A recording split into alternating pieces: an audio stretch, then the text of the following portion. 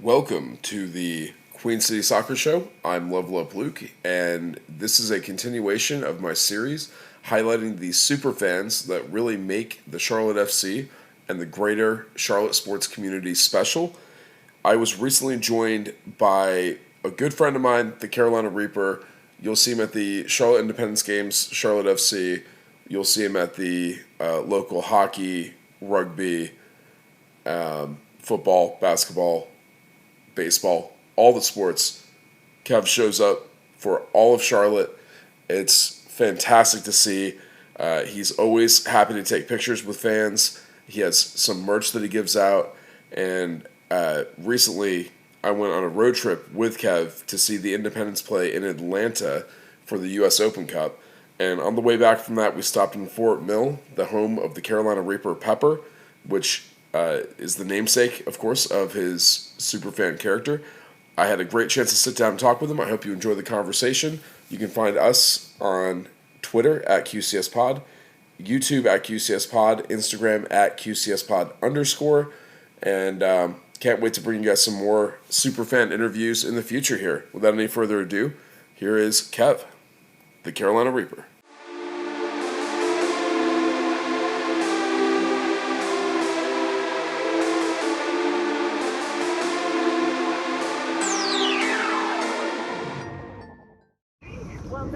All right, what is going on, everybody? This is Level Up Luke with the Queen City Soccer Show. I'm joined today by the Carolina Reaper himself, Kevin. What's up, Kev? Not much, man. Recovering, getting back from Atlanta after that U.S. Open Cup game for the Independence and against Atlanta United. Didn't go the way we wanted, but had fun. Definitely had fun. So. Yeah, man. So we actually drove down together and stayed overnight and watched the Jacks come up short, 3-0 final. And that kind of goes to show, traveling fan here, super fan.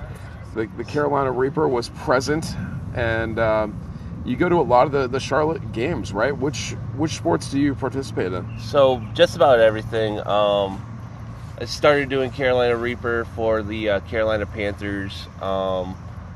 Very first event that I ever went to as Carolina Reaper was 2020 during COVID restrictions. I was able to get a ticket for the Thursday night football game between the Panthers and the Falcons. It was very restricted, only allowed in about 5,000 people. I decided that since obviously there were mask restrictions in place at the time, that if I was going to have to wear a mask, I might as well go all out. Went to Spirit Halloween looking to figure out what costume I was going to wear for that game. Saw the Grim Reaper costume and just put together the pun of Grim Reaper, Carolina Reaper, like the pepper, and it started there. And then actually the second event I ever went to as Carolina Reaper was about 3 days later on Saturday. There was a Charlotte FC Academy versus Atlanta United Academy game at Bank of America Stadium. Went to that one as Carolina Reaper too. Since then, it's expanded to include all Carolina sports. So we're talking football, hockey, soccer, basketball, even the new rugby and lacrosse teams. They get Carolina Reaper representation. That's insane, man. I don't know how you have enough time for that. I try to make it to the 3 soccer teams, and that's already too much for me. But that's incredible, and your support. I mean, we can tell you love the city, you love the area, you love the sports culture here. What does that sports culture mean to you? I mean, it means a lot. Outside of this area, we're not really thought of as like a sports market. We're definitely considered a smaller market compared to other metropolitan areas in this country, but there's a lot of sports here in Charlotte, and I guess the real big reason why I do it with all the teams is that just so many people talk about how down and out Charlotte sports are, but if you look beyond like the big 3 teams in the city, there's a lot of like grassroots sports, a lot of lower division sports where Charlotte actually thrives, and there's a lot to celebrate about the Charlotte sports culture when you get past like the surface. I totally agree, and that's actually really a good call out. The culture around here has changed so tremendously over the last 10, 20 years, I feel like, but the roots go back decades and decades. Oh, yeah, absolutely. Back to the Carolina Lightning. Oh yeah, I mean, Carolina Lightning going back to the early '80s. I know this is a soccer show, but I mean the Charlotte Checkers, were one of the first professional hockey teams south of the Mason-Dixon back in the early '50s. Yeah, and yeah, just in the soccer culture specifically in this city, in this area. You know, we got 3 professional men's teams. We're getting the new women's team in August, and yeah. Tell me about that. The Carolina Ascent. Carolina Ascent FC. They're kicking off in August. They've anyone that knows anybody with the Charlotte Independence, you know, the front office and everything with Carolina Ascent. Basically, they're a sister club to the Charlotte Independence, playing at Legion Memorial Stadium, just like the Independents do. It's supposed to be considered. It is being considered a Tier 1 division, the USL Super League, which is the league that they are playing in. So they are going to be somewhat rivals to the NWSL, which obviously has like the Carolina Courage and teams like that. The big difference is the fact that USL Super League is going to be playing a more internationally traditional season starting in the fall and going to the spring. So they're not actually going to be playing at the same time as the NWSL is. Yeah, and I've heard that as far as roster rules, the players are going to have more agency. They're going to be able to kind of control their own contracts in a way that NWSL doesn't allow.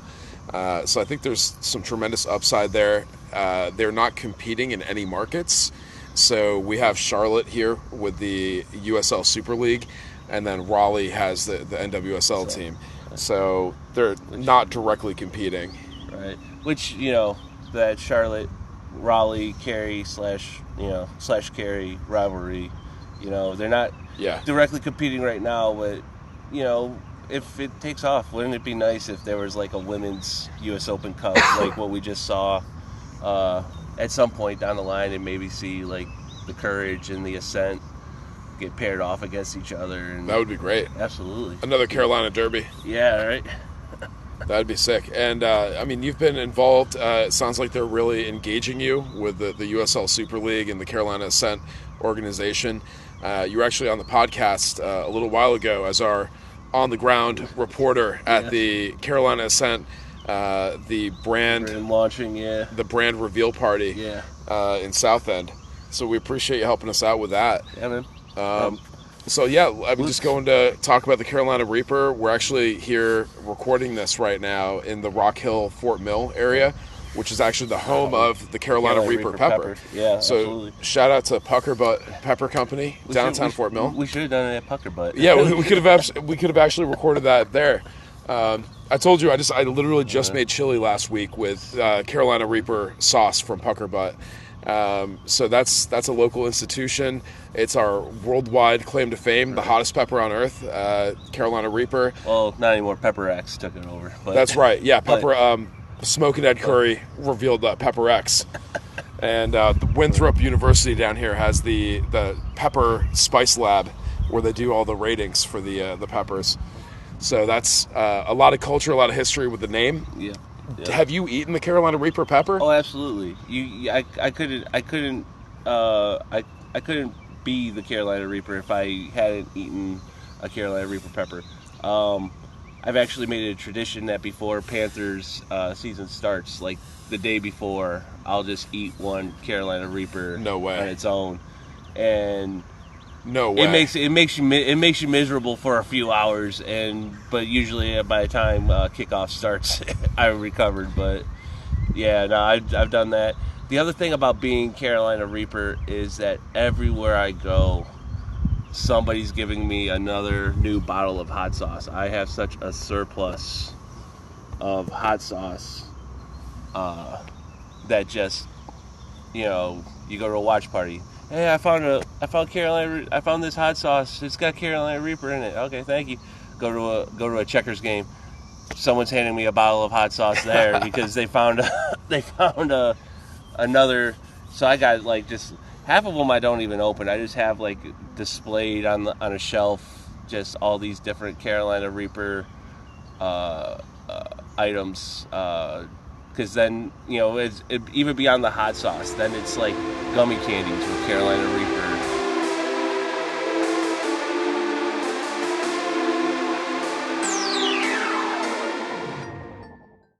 All right, we're going to take a quick break here. This interview is brought to you by SeatGeek.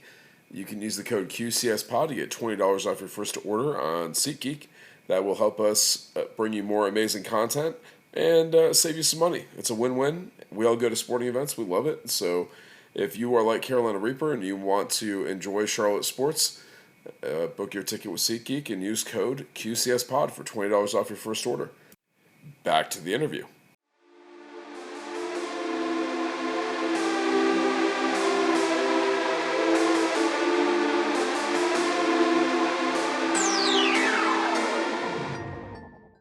All right, so we're back here for part 2 of the interview with Carolina Reaper. So we found a little bit of shade here at Riverwalk. We're in the Rock Hill Fort Mill area here, home of the Carolina Reaper with the Carolina Reaper. Yep. So jumping back in, Kev, we're talking about, you know, the super fans. Can you tell me about the organization that you're in, ESF? So ESF is the elite superfans. It is predominantly NFL superfans. The big message is anti-bullying and acceptance, not just among sports fans, but just in general. Basically, we do things. A lot of superfans do talks at schools where they just, you know, spread the anti-bullying and acceptance message. One of the big things about ESF is whenever you're at another team's venue, ESF members gladly accept you, no matter what team you're rooting for. When opposing fans come to your venue, you're very accepting of them and hospitable to them. Like I said, it's mostly a NFL football group, but I've become one of the few that have expanded it beyond, and especially since I do the character for so many different sports. That's awesome, man. And you were telling me a little bit about this, the anti-bullying message behind it, and we got to meet a bartender at Sweetwater Brewery in Atlanta, where we were kind of posted up yesterday to tailgate. Whose name was actually Carolina. Yep. And so we were talking about the ESF thing, and you got a good picture with her holding the ESF medallion. Yep. And gave out a bracelet. You have these giveaway items that you share with fans all over the place. It's great, man. Like you were saying, it's like a hobby for you that you can enjoy without turning it into the pressure of having it be a side hustle. Yeah, you know, because everybody always says to me, you know, you need to sell merchandise. You need to, like, monetize it. You know, make T-shirts, make hats, get bobbleheads made, stuff like that. My thing is that I do this for the fun of being Carolina Reaper. I don't want to turn it into a second job. I feel like if I was to start doing merchandise, sell, and things like that, eventually I would start off good, but then eventually it would peter off, and then it would be something that I would hate, because someone one time sent me a cartoon meme of a guy who was picking up the hobby of knitting, and he's knitting these sweaters, and at first they're crap, and then after a couple months go by, he's making these sweaters, and they're nice, and a little devil pops up on his shoulder and says, you know, you should start selling these things. And the guy's like, I don't know if I want to do that. If I was to start selling it, you know, I don't think it would be as much fun, da-da-da-da. And then the devil yells at him, no, you need to monetize your free time. You know, respect the hustle. And so the guy's like, okay, I'll do it. And by the last panel, it's showing the guy sitting at like a storefront. He has all these scarves, and it says Kevin's stupid scarves, $20, and he's not selling them. And I feel like if I was to start selling like Carolina Reaper T-shirts, yeah, I may make like 50 T-shirts, and I'd probably sell like 20 to close friends and fans around me. But then after a while, once everyone got their T-shirt, I'd be sitting on these 30 T-shirts, and I would walk past these 30 T-shirts constantly and just be pissed off, like, these stupid T-shirts. I don't, and then that would make me kind of resent. Well, that's a good mentality, because a lot of folks feel like they have to monetize their hobbies and get something else out of them besides just the enjoyment. Right. So that's great. I wanted to ask you too. One of the most iconic aspects of the Carolina Reaper is all the different color combinations and different costumes. It's like in a video game how you get the alternate skins. Yeah. So how do you come up with these alternate skins, the different masks and outfit combos? So it's just for the most part, a lot of the Charlotte sports teams keep to very similar colorways. Charlotte FC's colorway is the same as the Panthers colorway, which is also now the new rugby team, which is Anthem Rugby Carolina with the blue and the black. The red, white, and black that fits for the Canes and the Checkers, and then the new lacrosse Carolina Chaos. So it kind of makes it easy to kind of be able to mix and match with those, but I get enjoyment out of painting the different masks. So sometimes when I'm bored, I'll just be like, you know what, I'm going to just paint a new mask. And one of the things that I get a lot of compliments about with the masks is a lot of people say they love the fact that all my masks, the mouth moves. Yeah. So when I'm not like a mascot where I can't talk, because the mouth's not moving, but like my mouth moves, you can talk to me, you can interact with me, unlike, if you were to, obviously Sir Minty, Sir Purr, Chubby, they can, interact with you, but you can't talk to them. Right. But you can talk to Carolina Reaper, and we can talk about the game, and we can talk about what's going on sports-wise and stuff like that. As far as and then with the colors, it's just as simple as, just matching it up. I'm a big Chuck Taylor enthusiast. I have over 60, probably closer to over 80 pairs of Chuck Taylors. Oh my God. So I match them up with whatever team. I obviously right now, because we just came from the Independence, I got the navy and goldish color, which I wore last night. For Charlotte FC, it's black with that blue trim, which usually tends to be the same pair of sneakers that I'll wear with like the Panthers. Right. And then I have a bunch of different red and white, red and black for like the Checkers, the Hurricanes, the Chaos, and I just go head to toe. I counted it up the other day. Not counting like special event Reapers, which I've done, I have 15 different variations. Oh my God, 15 Carolina Reaper. 15 different Reaper skins. 15 different Reaper skins. 11, because it's actually 11 different teams, and then there's a couple that I have done like a white variant or something like that. Yeah. Because we're talking about FC, Crown Legacy, Independence, Carolina Ascent, Anthem Rugby, Carolina Chaos, Carolina Hurricanes, Charlotte Checkers, Panthers. Maybe the Hornets will. The Hornets. Kinda. Yep, I do have Hornets variants. I even have one for the U.S. men's national team. Oh wow! And we'll get to see them again this summer. Yep, absolutely. And that one's probably one of my favorite masks because it's red, white, and blue with the stripes and the stars. And then, of course, like I said, I have like special event ones. A couple weeks ago, when Charlotte FC had their Hurricanes night, Yeah. I basically took a spare Hurricanes mask, which is basically a goalie mask with white and red, kind of made to look like Jason Voorhees. And I went ahead and I did the red blood splatter pattern in blue Oh, nice. instead, and then but I made the mesh over the eyes was red Okay. for the Canes, and I got Cam Ward, the goalie for the Hurricanes 2006 Stanley Cup team, who was coordinated at that event. He signed that mask for me. Oh, that's sick. Yep. Dude, that's so cool. Well, I don't want to take up too much of your time here, but a few questions for you to wrap this up. Let's help the folks learn a little bit more about Kev, the man behind the Reaper. No, he's not that interesting. not like Reaper is. One of my fellow Mecklenburg Reserves officers here.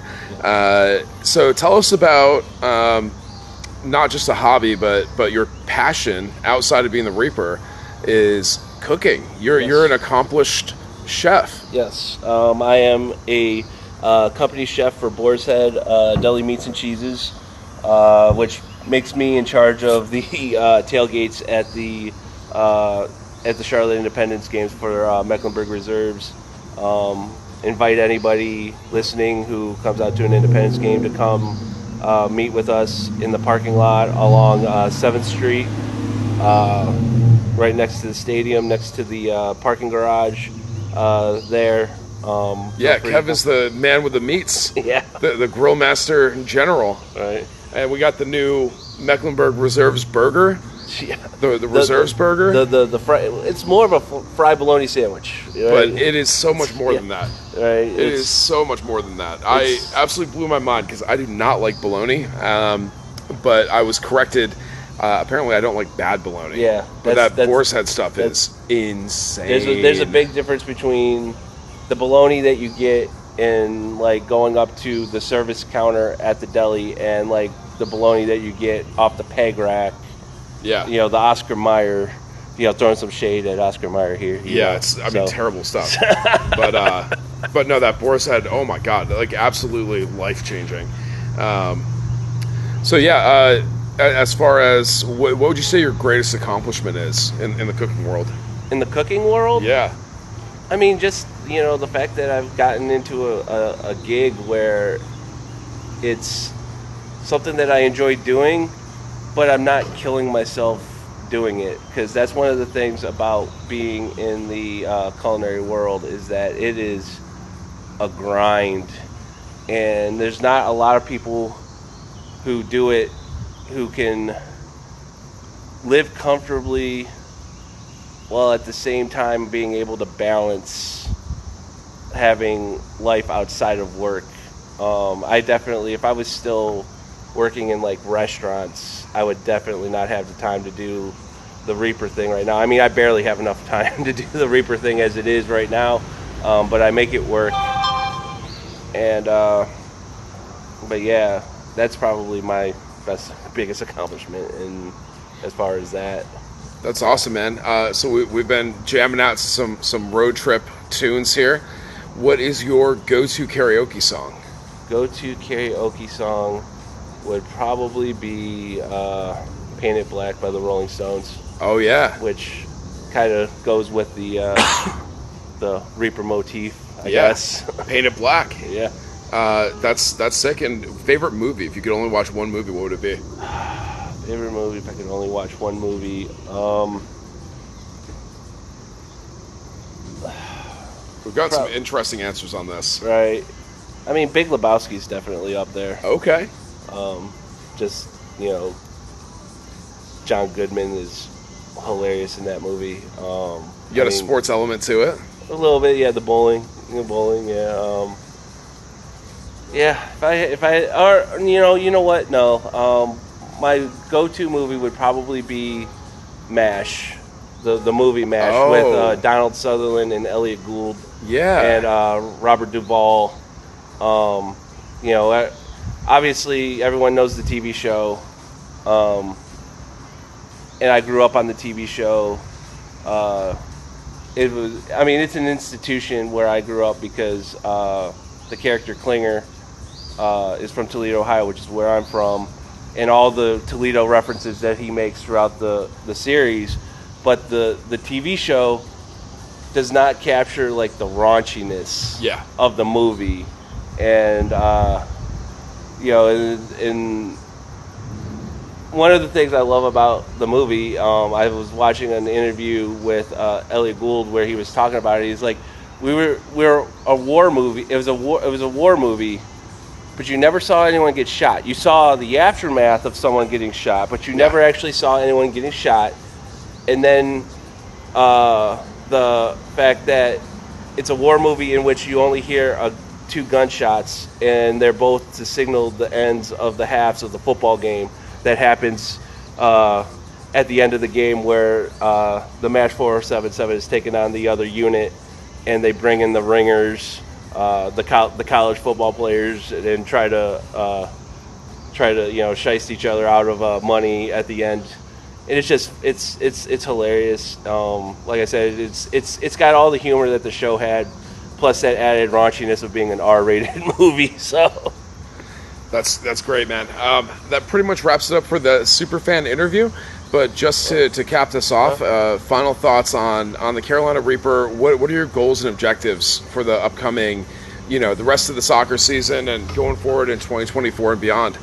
I mean, to say that I have any goals for Carolina Reaper is because obviously the one thing I want to do is I really want to celebrate a championship in character at the event. Came so close in November. Yeah. At up in Cary. The Carolina Hurricanes in the NHL playoffs. And the Canes are right now in the playoffs. Would love to be in Raleigh as Reaper when the clock hits zeros, and that's me.